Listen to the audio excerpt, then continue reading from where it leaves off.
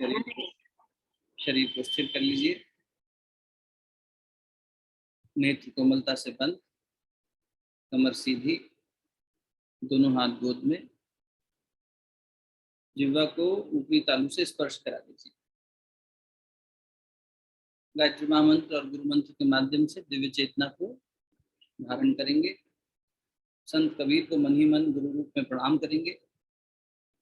अवतारी पुरुष संत कबीर, पूरे युग को हिला देने वाली शक्ति रखने वाली चेतना, युग पुरुष के रूप में संत कबीर का आना हुआ। ऐसे युग नायक को, महानायक को प्रणाम करते हुए गायत्री महामंत्र का श्रवण कीजिएगा मन ही मन, और धारण कीजिएगा शक्ति को हृदय स्थान पर। ओम भूर्भुवः स्वः तत्सवितुर्वरेण्यं भर्गो देवस्य धीमहि धियो यो नः प्रचोदयात्। ओम गुरुर्ब्रह्मा गुरुर्विष्णु गुरुरेव महेश्वरः गुरु साक्षात् परब्रह्म तस्मै श्री गुरुवे नमः। अखंड मंडलाकारं व्याप्तं येन चराचरं तत्पदं दर्शितं येन तस्मै श्री गुरुवे नमः। मातृवत् लालयित्री च पितृवत् मार्गदर्शिका नमोस्तु गुरुसत्तायै श्रद्धा प्रज्ञायुता च। ओम आयातु वरदे देवी त्रयक्षरे ब्रह्मवादिनी गायत्री छंदसा मातः ब्रह्मयोने नमोस्तुते ब्रह्मयोने नमोस्तुते। दोनों हथेलियों को आपस में मिलिए, प्राप्त देवता को मुखमंडल पर स्थान पर स्पर्श करें। बहुत बहुत प्रणाम सभी को, बहुत बहुत साधुवाद, बहुत बहुत स्वागत। संत कबीर जी के समागम में उनकी चेतना को स्नान करने के लिए हम उनकी चेतना में स्नान करने के लिए एकत्रित होते हैं और कोशिश करते हैं कि उनके जीवन से प्रेरणा लें, उनके जीवन से कुछ महत्वपूर्ण सीखें। आज प्रसंग भी साथ साथ चल ही रहा है, प्रसंग को भी थोड़ा आगे बढ़ाएंगे। प्रसंग ये चल रहा है कि संत कबीर जुलाहा है और जुलाहा बाजार गया, तो उन्होंने थान बुना था कपड़े का, वो थान लेकर वो गट्ठर लेकर अपना बाजार गए। एक ठग ने उन्हें ठग लिया। इस बात से उन्हें कोई परवाह नहीं, जो पैसा मिलना था वो पैसा लेकर वो घर आते, या जो सामान मिलना था सामान लेकर घर आते और उससे घर का चूल्हा पकता, लेकिन कुछ भी आमदनी हुई ही नहीं, ठगे गए।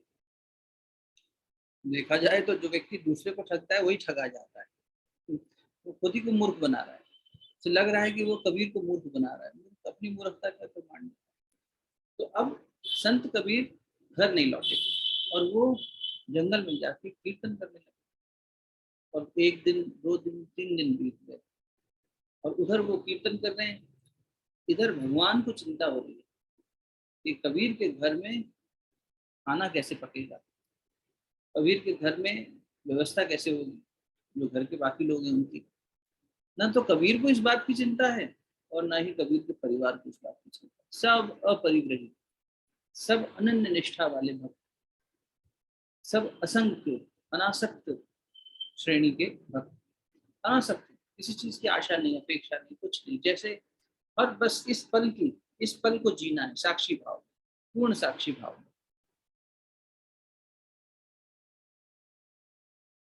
एक वृंदावन के बहुत अच्छे संत हुए, उनके पदों में एक पद थोड़ा सा गाते हैं साथ साथ,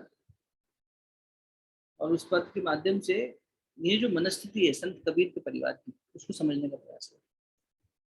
मीराबाई एक बार एक आश्रम में गई, वहां पर जो संगीत का सेक्शन था वहां लिखा हुआ था राग पूर्वक गाएं, राग से गाएं, स्वर को समझें, राग पूर्वक गाएं। मीराबाई ने वहां पर तख्ती के ऊपर लिखा हुआ था, उसके आगे लिख दिया अनुराग पूर्वक गाएं। राग पूर्वक गाना कोई आवश्यक नहीं है, अनुराग पूर्वक गाना ज्यादा आवश्यक है।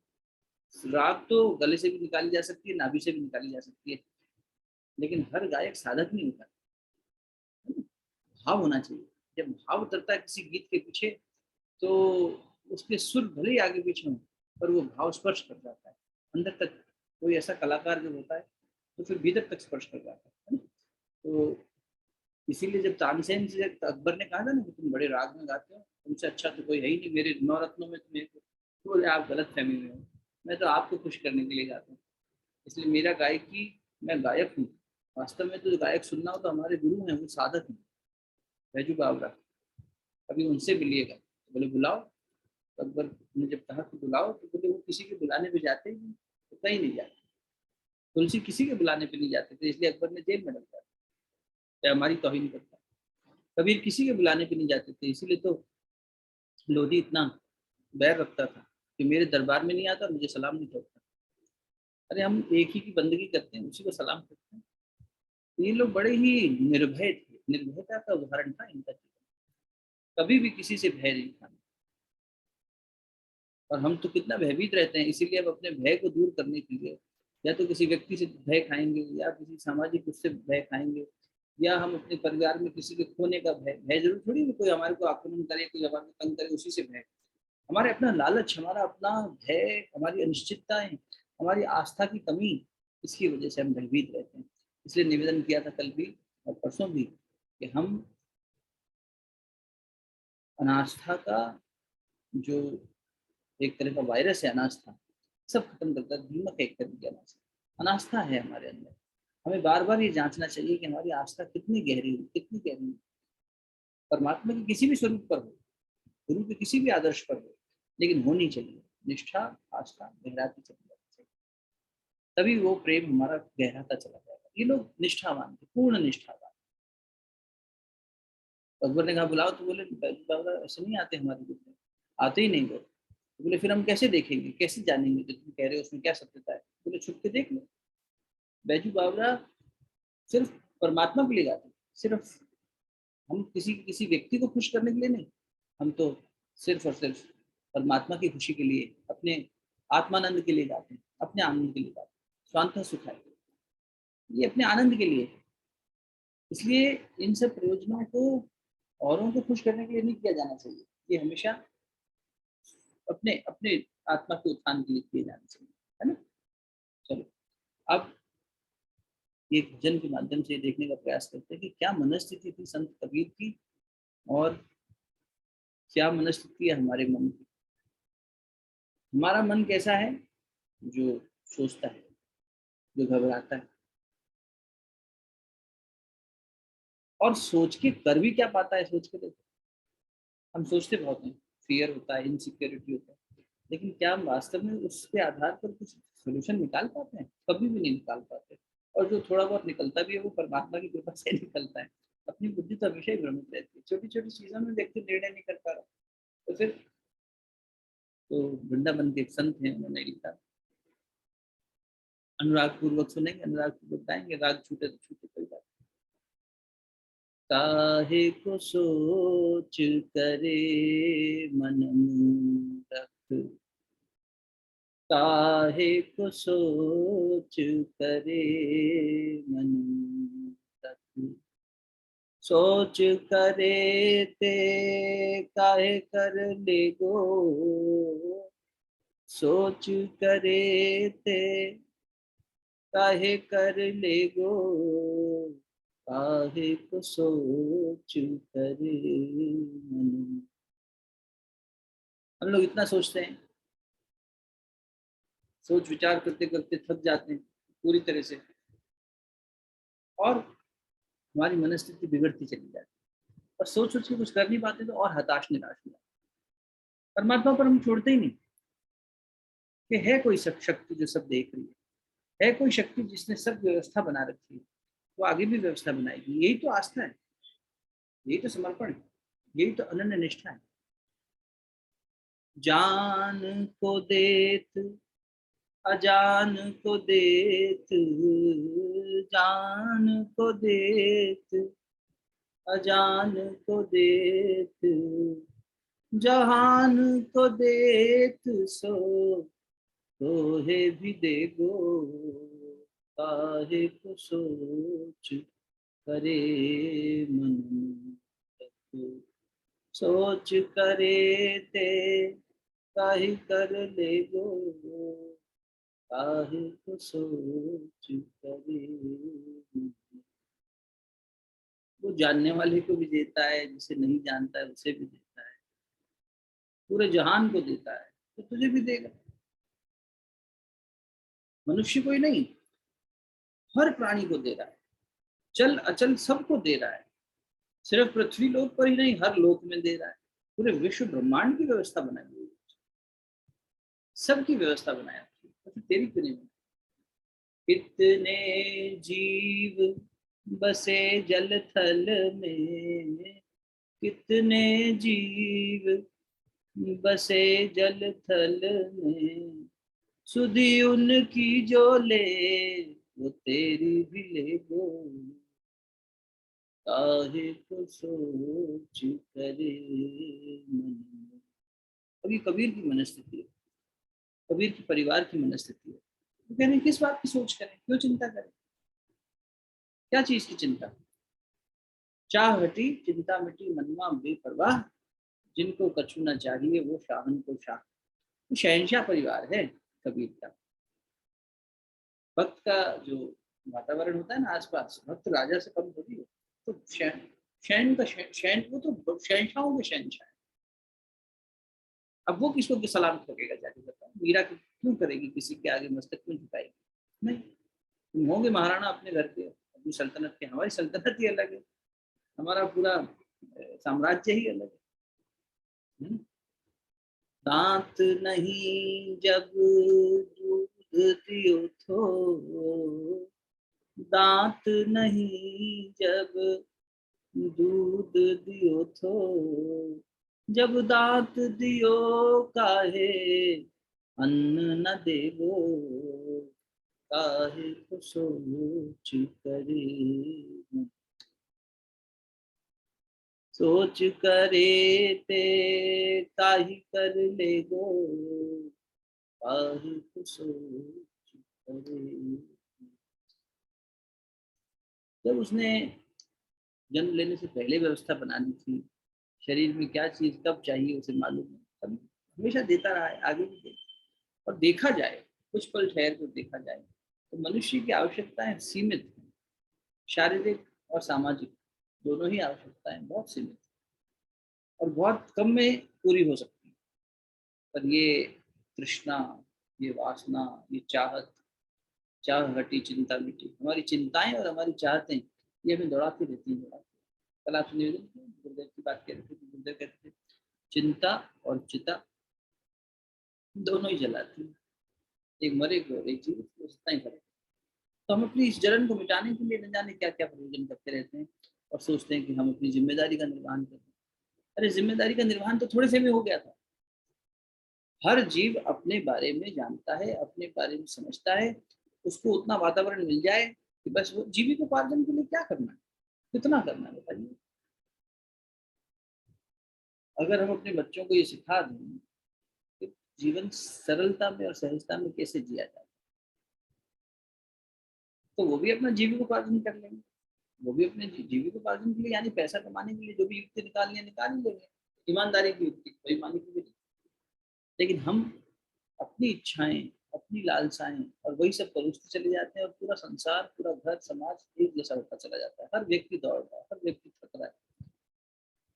लेकिन संत कबीर कह रहा है मुझे मतलब ही नहीं है, वो जाकर भगवान का ही कीर्तन करते, और भगवान का कीर्तन करते करते 3 दिन बीत गए, तो परमात्मा को चिंता हुई।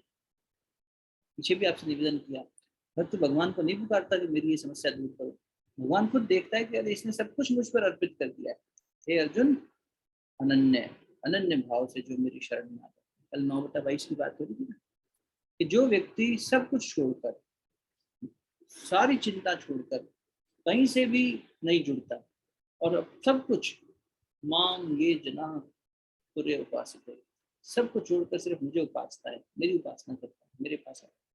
यहाँ परमात्मा का मैं क्या है, यानी हम अंतरात्मा मान लो, छोड़ दो। कई बार लोग कहते हैं अरे कृष्ण भगवान ने मैं बहुत कहा है, कि भगवान क्यों मैं इतना प्रयोग कर रहा हूँ। अंतरात्मा हमसे कह रही है शांत ध्यान की गहराई में, कि तुम संसार के पीछे जो ये भाग रहे हो, और संबंधों के पीछे जो भाग रहे हो, और जाने क्या क्या अपेक्षाएं पूर्ति करने के लिए भाग रहे हो, रोज गिर रहे हो, तपेड़े खा रहे हो, तुम सब त्याग के त्यागने का मतलब फिर ये नहीं है कि जिम्मेदारी छोड़ दो, अपनी जिम्मेदारी निर्वहन करो, लेकिन शरण मेरी रखो, शरण मेरी रखो। आत्मा के क्षेत्र में जब व्यक्ति प्रवेश करता है, संत विनोबा जी की गीता पढ़िएगा कभी। विनोबा जी की गीता में विनोबा कहते हैं कि बस मन के क्षेत्र से परे चले जाओ। आत्मा तो शुद्ध बुद्ध है, गीता जी का ये मूल लेख है ना, सीख, शुद्ध बुद्ध अंतरात्मा है। तो उस शुद्ध बुद्ध अंतरात्मा के क्षेत्र में जब साधक प्रवेश कर जाता है, यानी मन से परे चला जाता है। शरीर का एक क्षेत्र है, फिर मन का क्षेत्र है, फिर आत्मा का क्षेत्र है। हम शरीर और मन में डोलते रहते हैं, इनसे परे जब चले जाते हैं तो दृष्टा भाव में आ गए, साक्षी भाव में आ गए। अब इस साक्षी भाव में आते ही पुण्य और पाप दोनों से परे चले गए। न पुण्यम न पापम न सौख्यम न अमरात्मा है मरणशीलिताया, है ना? तो ये जो अमर आत्मा है, इसकी ये हमसे कह रही है कि मेरी शरण में आ जा। किसको कह रही है? मन को। ये मन मेरी शरण में आ जा। ये इंद्रियों की शरण में जा रहा है, ये तू कभी बुद्धि की शरण में जा रहा है, कभी अहंकार की शरण में जा रहा है, कभी इस प्राण की शरण में जा रहा है। नहीं, इन सब की शरण छोड़ दे। इन सब को प्रकाशित करने वाली, तुझे भी प्रकाशित करने वाली सत्ता मैं ही। आत्मा तो ही कही ना। तो अगर वैसे समझ लो, नहीं तो भगवान की दृष्टि से समझना है तो भगवान अर्जुन से कह रहे हैं मेरी शरण में आ जा, मैं तेरा योग क्षेम कर दूंगा। योग क्षेम का मतलब यही हुआ ना, पाप और पुण्य दोनों से जो भी कर्म का तेरा गठरी थी वो मैं हटा दूंगा। हमारे पास जो गिल्ट है, जो ग्रीफ है, जो फियर है, जो इनसिक्योरिटी है, जो हमारी गोल्स हैं, एक्सपेक्टेशंस हैं, सब कुछ परमात्मा कह रहा है तू सब समर्पित कर दे, छोड़ दे, और बस जैसे कठपुतली की तरह मैं कहूँ वैसा कर। पाप पुण्य से परे चला जाएगा। तो कबीर दास उस स्थिति में भजन कर रहे हैं। पीछे क्या हुआ, भगवान को चिंता हुई और भगवान ने सोचा ये तो कुछ करेंगे नहीं, उन्होंने तो सब अनन्य आश्रय मेरा कर लिया है, तो इनके अब सारे कार्य मुझे करना है। गुरुदेव एक बात क्या करते, ठाकुर रामकृष्ण परमहंस भी कहते थे विवेकानंद जी और बाकी अपने शिष्यों से, बेटा तुम मेरा काम करो, मैं तुम्हारा काम करूँ। ठाकुर ने क्या व्यवस्था बनाई नरेंद्र के लिए, नरेंद्र यही चाहते थे। और हम कबीरदास जी के तुरंत बात शुरू करने वाले हैं, नरेंद्र नाथ जी की जीवन यात्रा। बहुत सुंदर शिशु लीला है, बहुत सुंदर शिशु लीला, आनंद आ जाएगा। तो उसमें नरेंद्र नाथ यही तो चाहते थे कि मेरे पिताजी का स्वर्गवास हो गया है, अब मेरी माँ के लिए, मेरी बहन के लिए, मेरे भाइयों के लिए व्यवस्था बन जाए कुछ, तो मैं उसके लिए नौकरी करूँ, पैसे कमाना, उसी से व्यवस्था बना लूंगा। तो उन्होंने कहा तू सिर्फ इन्हीं की जिम्मेदारी निभाएगा, बाकी में नहीं निभाएगा। अरे गुरुदेव कैसी बात करते हो, ये मेरे परिवार वाले हैं, बाकी कौन है? पूरे संसार को अपना परिवार मान, बाकी व्यवस्था। तो एक काम कर, तू माँ के पास जा और उनसे मांग ले। तो वो माँ के पास गए तो यही तो घटनाक्रम हुआ कि तू माँ का काम कर, तो वो कह रही है वो काम कर, उसके लिए वो शक्ति देगी, भक्ति देगी, वैराग्य देगी, और तेरे परिवार की व्यवस्था भगवान बना देगा। तो मेरा काम कर, मैं तेरे करूँ। तेरा काम इतना ही था ना, तू इतना ही गोल लेकर आया था, तुझे तो लगता है कि बस इसी से तेरा जीवन लक्ष्य पूरा हो जाएगा, ये तो मैं पूरा कर देता हूँ, अब तुझसे कुछ बड़ा कर ले। सोचो, ये तो एक तरह से बंधन मुक्ति हो गई ना। गुरु बंधन मुक्त कर रहा है। गुरु कह रहा है बेटा तू बस मेरा काम कर, मैं तेरा काम कर दूंगा। तेरा काम क्या है? भाई हमारा काम ये है कि गोपा अच्छे से पढ़ लिख जाए, अच्छे संस्कार मिल जाए, हम लोग जो है अपना जीवन निर्वाहन ठीक से, यही इंसान यही ऐसे सोचता है, हमारे नाती पोते अच्छे से खेल कूद ले, सब अच्छे से जीवन आगे बढ़े, सब सुखमय हो, कहीं कोई दुर्घटना नहीं हो। और क्या है इससे ज्यादा मनुष्य को सुख शांति के स्रोत, इतने ही सांसारिक स्रोत हैं। ठीक है, भगवान कह रहा है ये सारा सुख मैं देख लेता हूँ, इसमें सुख दुख प्रारब्ध ये सब मैं देख लेता हूँ। गुरु इतना बड़ा हमारा बोझा हटा रहा है, बस अब तू मेरा काम कर, फुर्सत पा जा। सच बता रहा हूँ, जीवन एकदम मस्त मौला हो जाता है जब सिर्फ इस भाव से करना होता है कि हमें अब अपने लिए नहीं करना, हमारा तो कोई और करेगा। पोस्ट मास्टर का काम होता है चिट्ठी पहुंचाना, वो जाता है घर घर जाके डाकिया डाक डालता है,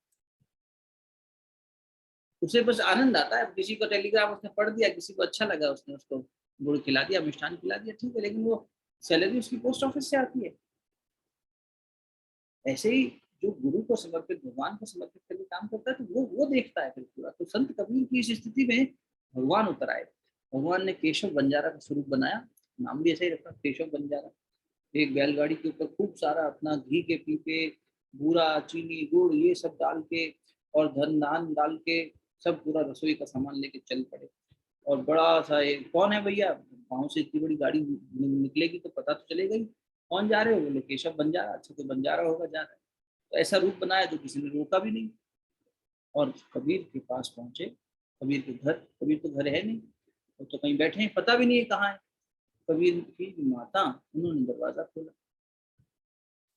तो माता जी ने दरवाजा खोला, देखा ये, अब वो केशव बंजारा हट्टा कट्टा भगवान ने स्वरूप लिया, युवा किशोरावस्था में, फटाफट फटाफट वो पीपे उतारने लग गए, कनस्तर उतारने लग गए, घी के, बूरे के गोरे उतारने लग गए, अनाज के। अरे भाई कौन हो, क्या कर रहे हो? लोई माता ने, ये मीत माता ने पूछा, कह रही तुम कौन हो, क्या लेकर आए हो, ये सब कहाँ से आया? तो अपरिग्रही है, साधारण माँ नहीं है।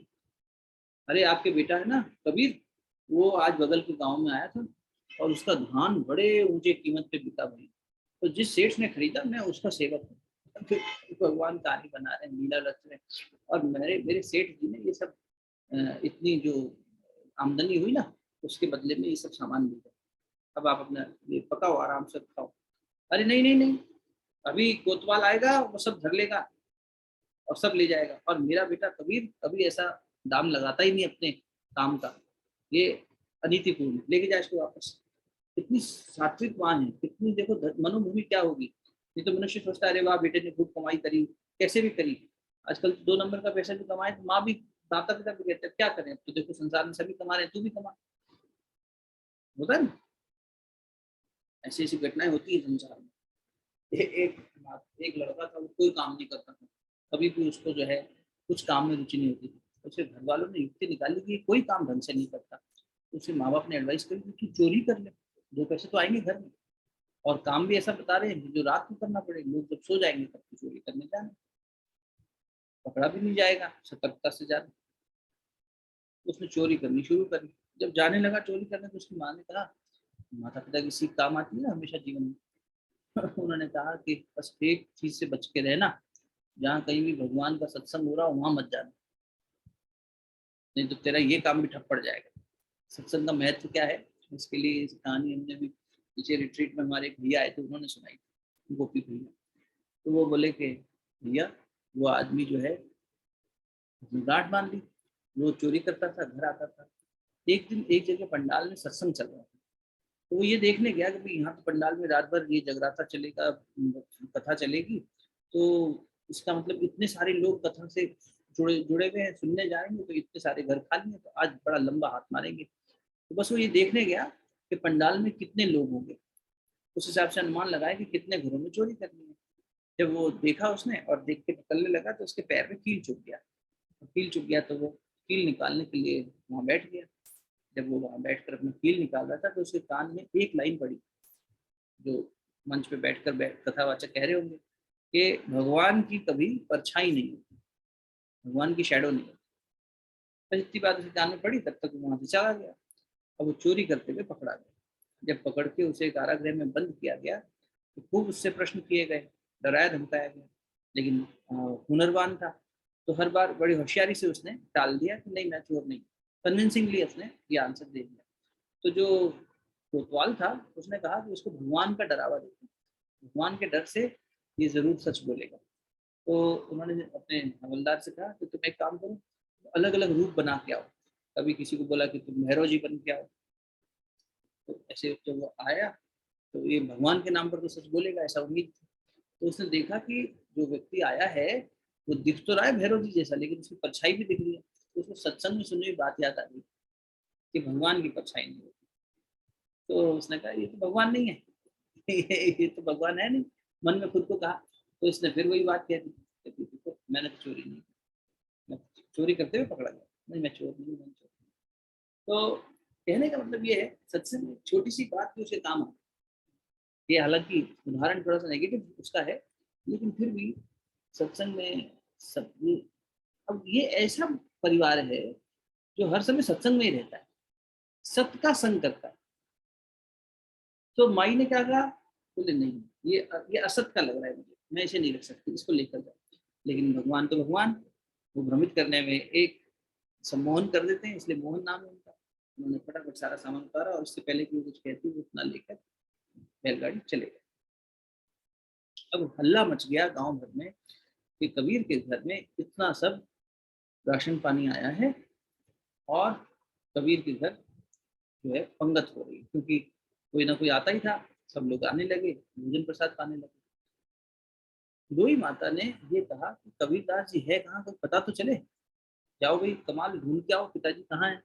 तो कुछ लोग गए, 2-4 लोग गए, जंगल जंगल ढूंढते रहे और ढूंढ कर कबीरदास जी को ले आए। ब्रज की बोली में एक पद गाते हैं और वो पद ये है कि 2-4 जन गए और ढूंढ के लाए संत कबीर। तो छोटा गायन शैली में ले लेते हैं, समझ में भी आ जाएगा। गए जन 2-4 ढूंढ के लिवाए लाए, गए जन 2-4 ढूंढ के लिवाए लाए, आए घर सुनी बात जानी प्रभु पीर की, गए जन 2-4। 2-4 लोग गए, कबीर को ढूंढ के ले आए। अरे कबीर तुम यहाँ बैठे हो, कितने दिनों से तुम्हारे घर में देखो कितना ज्यादा रौनक लगी है, आज तो पंगत ही पंगत आ रही है, तुम यहाँ बैठे हो और तुमने कितना बढ़िया काम किया भाई, तुमने कहाँ वो कपड़ा बेच कर आए। संत कबीर सोच रहे क्या बातें कर, चलो देखा जाए क्या कह रहे हैं। अरे चलो चलो चलो, तुम्हारे घर में इतनी बारात आ रखी है लोगों की, आए घर सुनी बात जानी प्रभु की। तो जब घर आके बात सुनी संत कबीर ने तो उनको पीड़ा हुई, हमारे लिए भगवान को ये लीला रचनी पड़ी, इस बात से पीड़ा हुई, हर्षित नहीं हुए। अरे वाह देखो हमारी भक्ति फलित हो गई, भगवान ने आगे इतनी लीला कर दी, भगवान ने इतना प्रसाद दे दिया ना। हमें अगर अपने भक्ति से, उपासना से, अनुष्ठान से कुछ प्राप्त होता है तो हम कितना सोचते हैं भगवान का प्रसाद मिल गया। और सच्चा भक्त देखो, वो प्रभु से कुछ पाना नहीं चाहता, वो तो बस प्रभु को पाना चाहता है, ये सब चीजें नहीं चाहता कि अरे मेरे लिए प्रभु एफर्ट करे।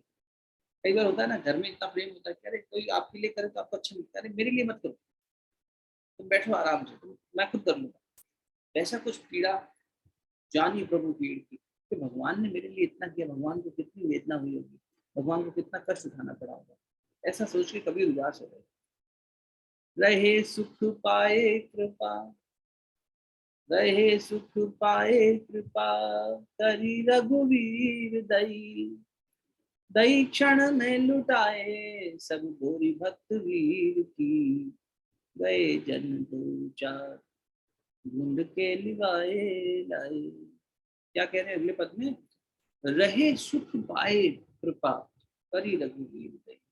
ये इस बात का सुख भी हुआ तो भगवान इतना प्यार करते हैं, भगवान की कृपा देख के सुख भी हुआ और दुख भी हुआ कि हमारे लिए भगवान को ऐसा करना पड़ा। तो अब देखो भक्त कैसा होता है, नहले पे दहला, भगवान ने ये लीला रची तो कबीर ने एक और लीला रच दी। संत कबीर ने कहा चलो अब आप इतना दे ही दिए हैं तो रखेंगे तो है नहीं, अपरिग्रही असंग अनासक्त। उन्होंने मुनादी करवा दी, झुंडोरा पिटवा दिया, उन्हीं 2-4 लोगों से कह के सबको बुला लाओ, आज यहाँ कुछ बचना नहीं चाहिए, सब बांटेंगे। कई क्षण में लुटाए सब गोरी भक्त वीर की, ये भक्त वीर है जिसने सारी की सारा प्रसाद, सारी सारी चीजों भगवान ने जो दी थी अनाज की, लुटा दी, बांट दी।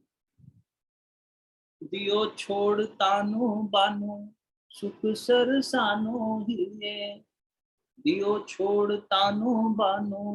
अब त्याग देखिएगा, चिंतन देखिएगा, सोच देखिएगा, फिर सोचिएगा कि हम कहाँ खड़े हैं, भक्ति में कितनी ऊंचाई है, समर्पण में कितनी ऊंचाई है। दियो छोड़ तानो बानो, कबीर ने सोचा ये सारा फसाद शुरू कहाँ से हुआ। शुरू हुआ था कि हम जुलाहा हैं, हम सूत काटते हैं, ताना बाना बुनते हैं, कपड़ा बाजार में देते हैं, उसके बदले में सामान मिलता है, उससे हमारा घर चलता है। आज से ताना बाना बुनना बंद, जुलाहागिरी भी छोड़ दी। हमारे इस कृत्य की वजह से भगवान को इतना कष्ट उठाना पड़ा, आज से ये भी बंद, सिर्फ हरि भजन करेंगे। दियो छोड़ तानो बानो सुख सरसानो ही है।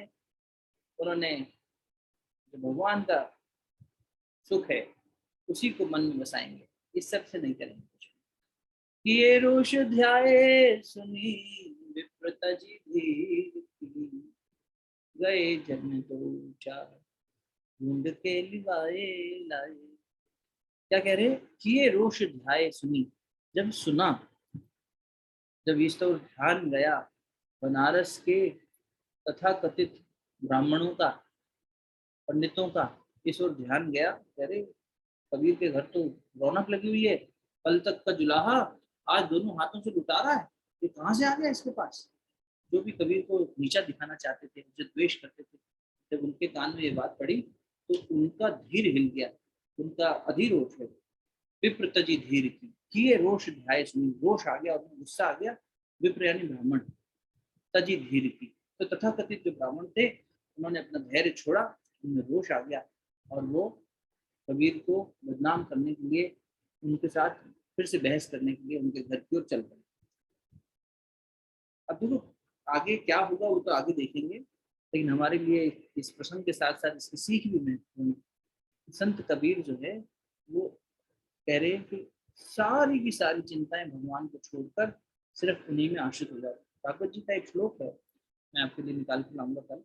उसमें भागवत जी में लिखा है, भगवान जी कह रहे हैं कि चिंता प्रलय काल तक साथ चलती है। मनुष्य जब प्रलय काल तक पहुंच जाता है, यानी जीवन समाप्ति की ओर आ गया, तब तक चिंता पीछा नहीं छोड़ती। और जहां चिंता है वो अनास्था का ही प्रतीक। तो ये बहुत बड़ी, इसीलिए इस पर बार बार अपन इसको घोट रहे हैं कि हम लोग जो चिंता से प्रेरित होकर जिम्मेदारियों का निर्वहन करते हैं, चिंता से प्रेरित होकर जीविकोपार्जन के पीछे भागते हैं, चिंता से, भय से, अनिश्चितता से प्रेरित होकर, कामनाओं से, वासनाओं से, तृष्णाओं से प्रेरित होकर जो हम ना जीवन बिता रहे हैं, ये गलत।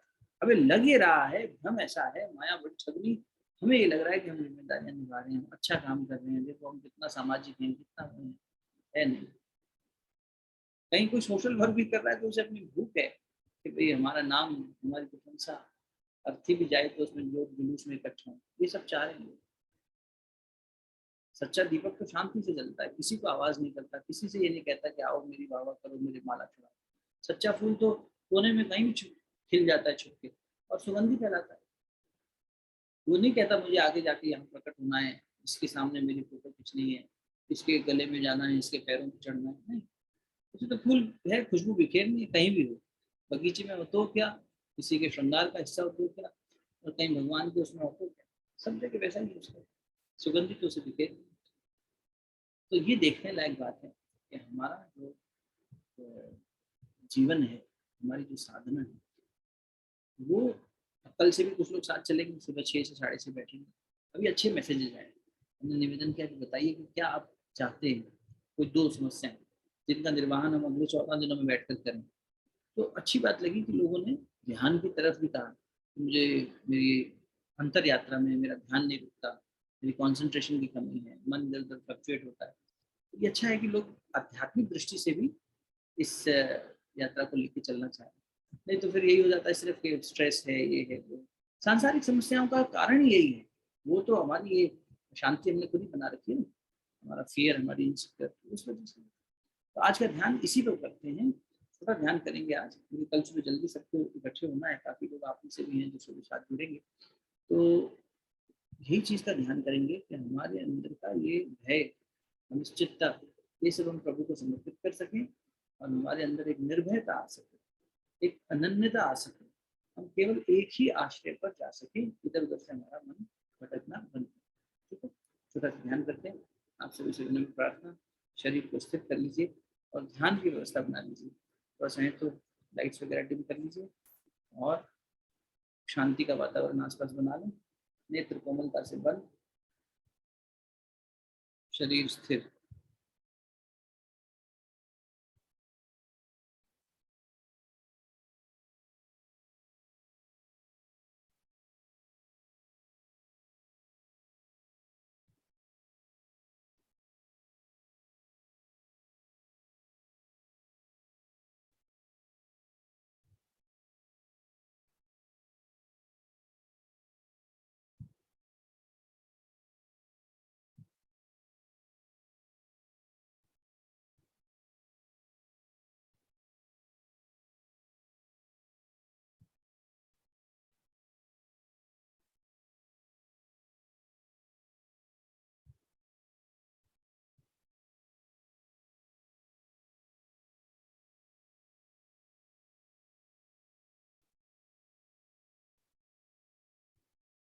भावना कीजिए।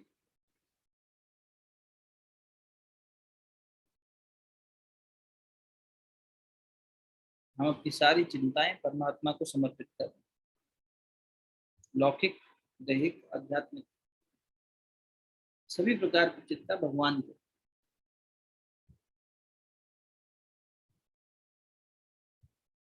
अनास्था रूपी आसुरी वृत्ति, उसका नाश।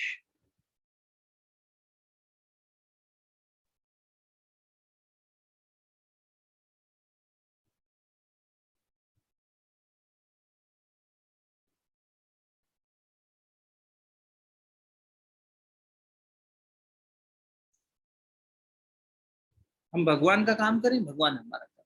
हे परमात्मा, हम आपके काम आ सकें, आप बताइए हम आपको क्या काम कर सकते। ये सौदेबाजी अच्छी है। हम आपका ध्यान रखें, आप हमारा ध्यान रखें, बस। तो मनुष्य निश्चिंत हो जाएगा। सब अपना अपना करने में लगे हैं, इसलिए दिक्कत है। भगवान का काम कोई कर नहीं रहा, अपने अपने काम करने में लगे तो दिक्कत है।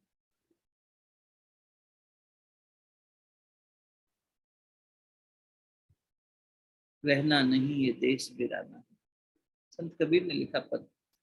रहना नहीं ये देश बिराना है, ये संसार कागज की पुड़िया, बूंद पड़े गली जाना है। रहना नहीं ये देश बिराना, यह संसार कांटे की बाड़ी, उलझ पुलझ मरी जाना है। यह संसार झाड़ और झांकर, आग लगे बरी जाना है। कहत कबीर सुनो भाई साधो, सतगुरु नाम ठिकाना है। एक ही ठिकाना है जीव का, परमात्मा गुरु। परमात्मा गुरु एक ही ठिकाना है, उन्हीं की शरण में जाना है। बाकी सब झाड़ झंकार है, आग लगेगी सब खत्म हो जाएगा। संसार एक पल में नष्ट हो जाएगा, कागज की पुड़िया जैसे पानी गिरा और कागज गल जाता है। कांटों की एक बाड़ी की तरह, जिसमें उलझ उलझ के मर जाते हैं। अपनी ही चिंताओं में, अपनी ही अनिश्चितताओं में, अपनी भय में, अपनी कामनाओं में जल रहा है मनुष्य। संसार क्या है? हमारी इसी सबसे बना हुआ जो है वो संसार।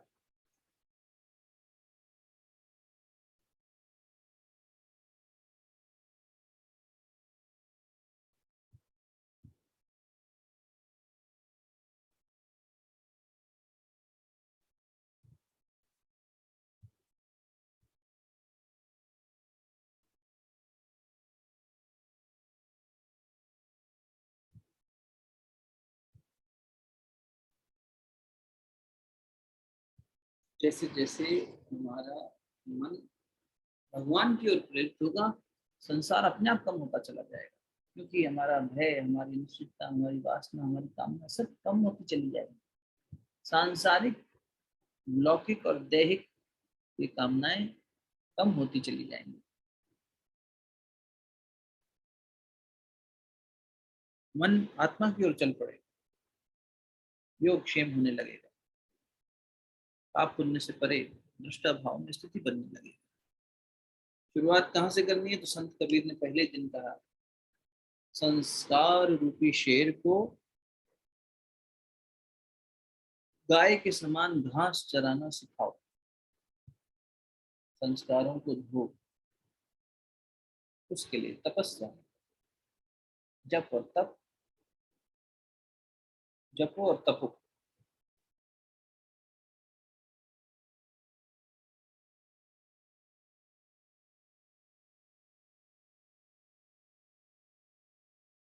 जपो और तपो,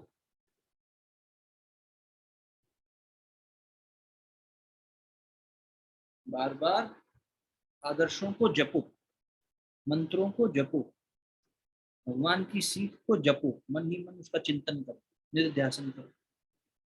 महापुरुषों के जीवन को जपो, पढ़ो।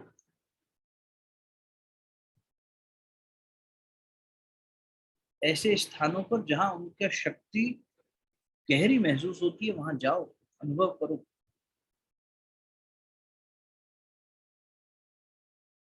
उनके तप में स्नान करो और भीतर से खुद को तपाओ।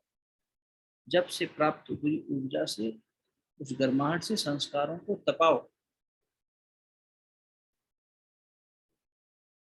ठाकुर रामकृष्ण कहते थे, सरसों के दानों को जब कढ़ाई में पका देते हैं, संस्कारित कर देते हैं, तपा देते हैं, फिर उनसे कुछ अंकुरित नहीं हो सकता। इसी तरह से तपस्या की अग्नि में संस्कारों के बीज को जला दो। अब वो बीज धरती पे भी पड़ेगा तो उससे कुछ निकलेगा नहीं, और अब नहीं तपाया तो वही सरसों का दाना एक नया पौधा, एक नई फसल पैदा कर देगा। इसलिए संस्कारों को तपाओ, तपेंगे फिर गलेंगे, समाप्त हो जाएंगे, फिर उनके होने पर भी कोई नुकसान नहीं।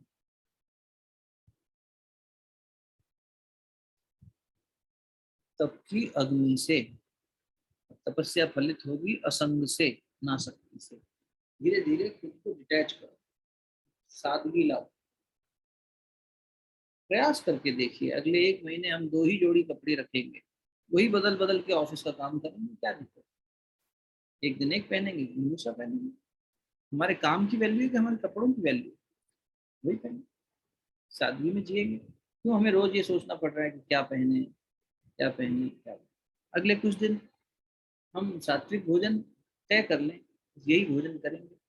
2 प्रकार का फलाहार, 2 प्रकार का सब्जी तय करके रख लें। रोज रात के भोजन में हम एक यही फिक्स डाइट कर लें।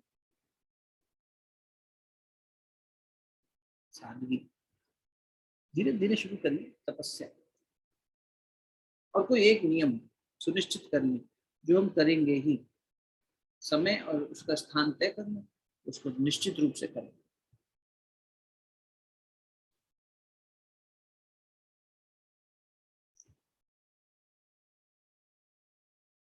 जपो और तपो।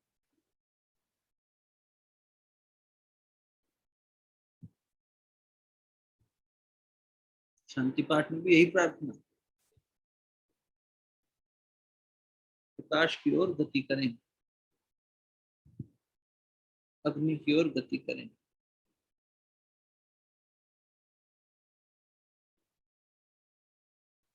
चैतन्यता की ओर गति करें।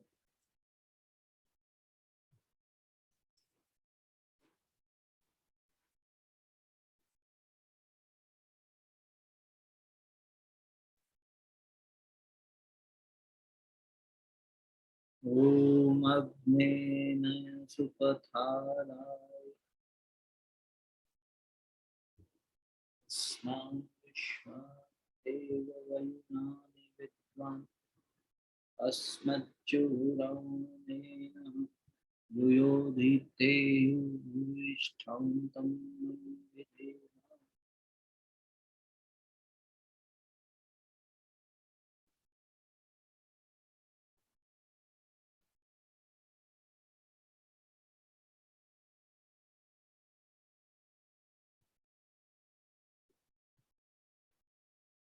हे अग्नि हमें सुपथ की ओर चला, अग्नि ने सुपथारा, अस्मान विश्वान देव वयुनानि।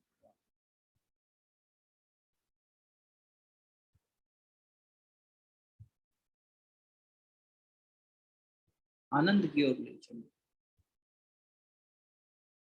पाप के आकर्षण से हमें दूर करो।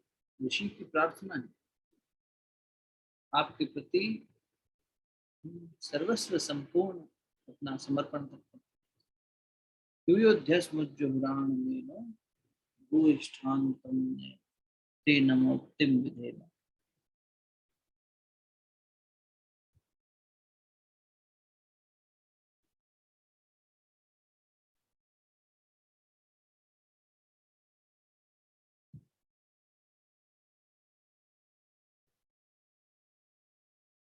ओम असतो मा सद्गमय तमसो मा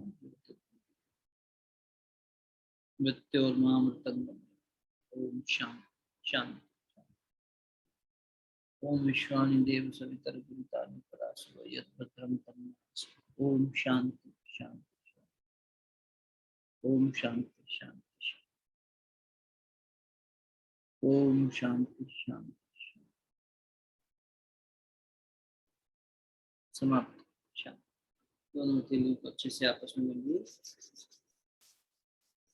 प्राप्त हुई दिव्यता को मुखमंडल पर हृदय स्थान पर स्पर्श कराइए।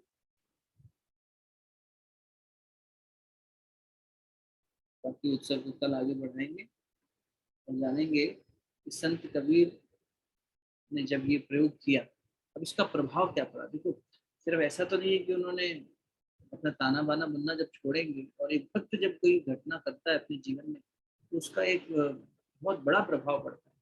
और जब ये विप्र जिनको रोष आ गया, ये जो ब्राह्मण तथा कथित गुस्सा करने आएंगे तो उसके आगे क्या प्रभाव बनेगा और ये घटना कहाँ तक लेके जाएगी, कबीर के तप के आधार पर कितना बड़ा एक क्रांति छिड़ेगी, ये सब आने वाले सत्संग में जानेंगे। बाकी बात कल करेंगे। आप सभी को बहुत बहुत साधुवाद आने के लिए। जय श्री